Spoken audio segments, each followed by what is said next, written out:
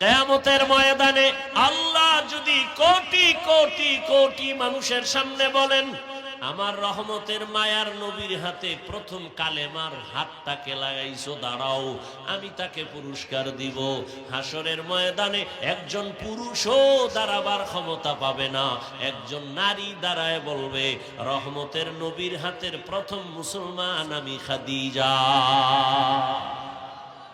কোন বেঈমানের গোষ্ঠী বলে নারীর সম্মান ইসলাম দেয়নি? যারা বলে এদের মতো নিকৃষ্ট বেঈমান মুনাফিক আর কেউ নাই।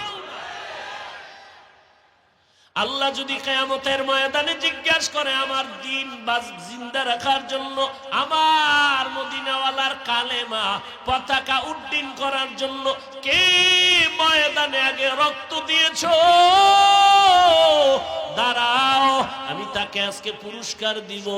দুনিয়ার কোন পুরুষ দাঁড়াতে পারবে না, একজন নারী দাঁড়ায় বলবেন, আল্লাহ রহমতের নবীর কালেমা উঁচু করার জন্য আমি একটা নারী প্রথম শহীদ হয়েছি, শাহাদাত বরণ করেছি, আমি সুমাইয়া রাদিয়াল্লাহু আনহা।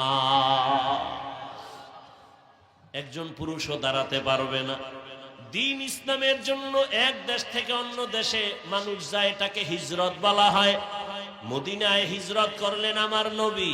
আল্লাহ যদি বলেন আমার দিন রক্ষায় কারা প্রথম হিজরত করছো, প্রথম ব্যক্তি দাঁড়াও, সেখানেও কোনো পুরুষ দাঁড়াতে পারবে না, একজন নারী দাঁড়ায় বলবে, ও আল্লাহ আমি প্রথম হিজরত করা নারী, আল্লাহর নবীর স্ত্রী মুহাম্মদের মেয়ে উসমান রাদিয়াল্লাহু তাআলা আনহুর প্রথম স্ত্রী আমি।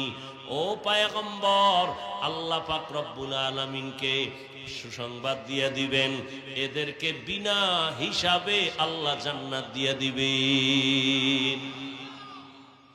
আব্বা আম্মা বিয়া কইরা দোয়া করছে, আল্লাহ একটা সন্তান দিও। আল্লাহ দিছে ছেলের ঘরে মাইয়া। কি দিছে? মা বাবায় শখ করিয়া নাম রাখছে তাসলিমা নাসরিন। কি নাম রাখছে?